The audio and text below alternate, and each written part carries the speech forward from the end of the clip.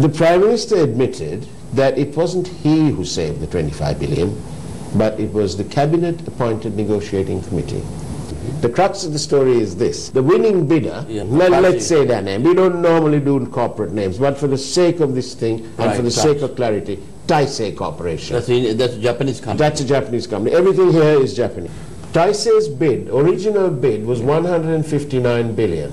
Yeah. It was 29.4% more than the engineer's estimate and perilously close to 30%. He's using the 25 billion saving to mask the real fraud here. What is the fraud? The real fraud is that there is another company that was disqualified because they lacked the experience and they lacked the financial records to prove their financial standing.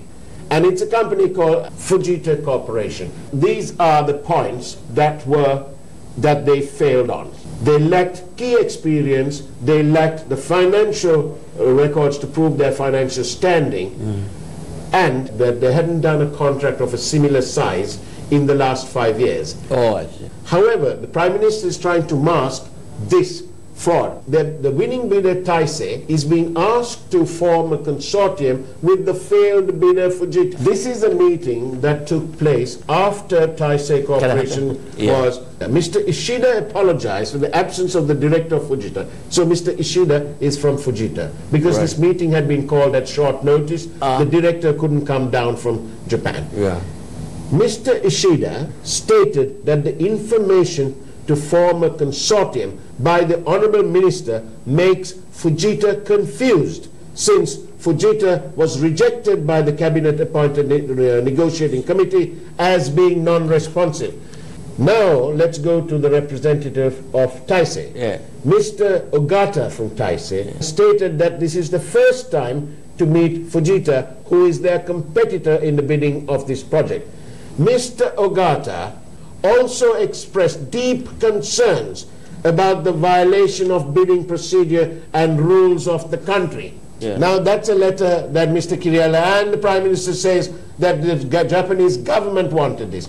Nonsense. No Japanese government. Nonsense. Let me read out to you the letter, a copy of this letter, June 5th, 2017.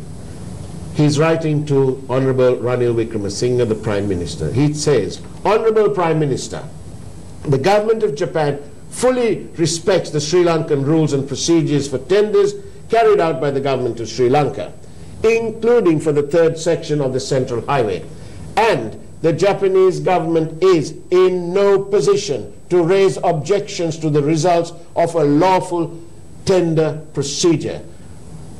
Signed off by the Ambassador of Japan in Sri Lanka. This letter proves that the Japanese government are not in the business of interfering with the legal tender processes of a sovereign nation. I want to ask you now, I heard the Prime Minister making a statement like today, like few days ago in Parliament, and defending Arjuna Mahendran. Now, isn't that not quite true? No? Mr. Wickremesinghe has compromised himself terribly. There was absolutely no need for Mr. Wickremesinghe to defend Arjuna Mahendran without being in possession of the full facts. And that's the problem we are having today. Today we have a situation that even lawyers are resigning from representing clients at the Commission. And we absolutely need another presidential commission because this business of good governance being carried out by a bunch of rogues has got to stop.